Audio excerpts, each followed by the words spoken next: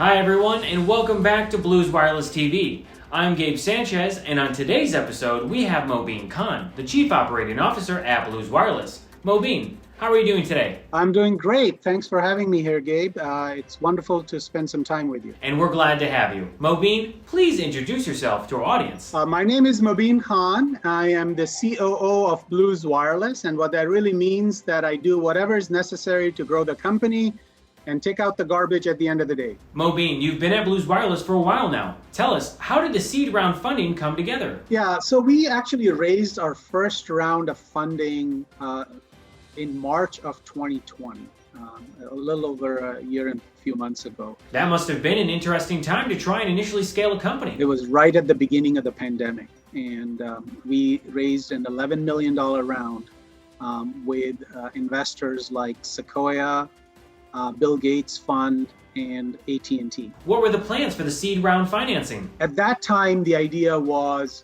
we needed to complete the product, we needed to engage initial customers, and we needed to launch the product. So the foundational steps before scaling out the idea. When did you hit those milestones? We were able to do that at the beginning of this year, January, when we launched our full website, our e-commerce engine, all of the developer elements around the support of the product came live at the beginning of the year. And what was the outcome of the seed round activities? Many of our customers that we were engaged with last year started to deploy this product into production. So it was time for us to expand on our marketing roles, tell more and more people and developers about it, and put a better, more efficient customer success around the product.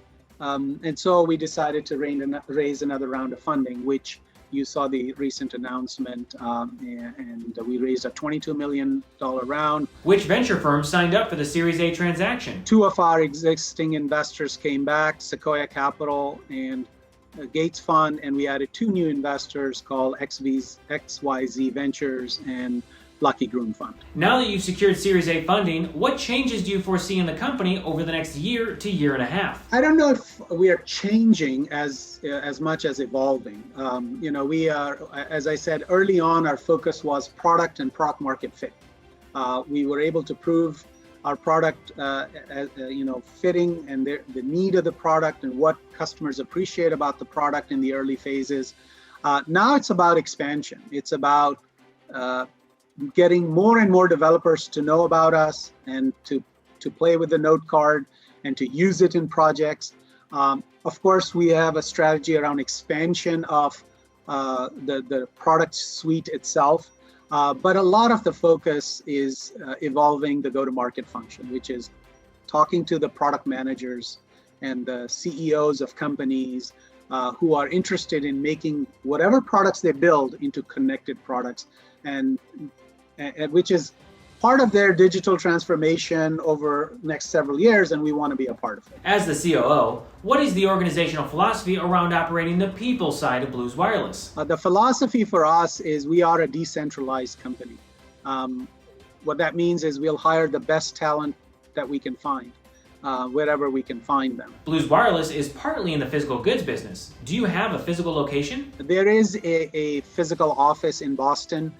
We have a lab there. We have test facilities there. We have our operations, logistics operations, and so on, and equipment there. And so there is a center of excellence, if you will, in Boston around some of the hardware engineering as well as some of the engineering function.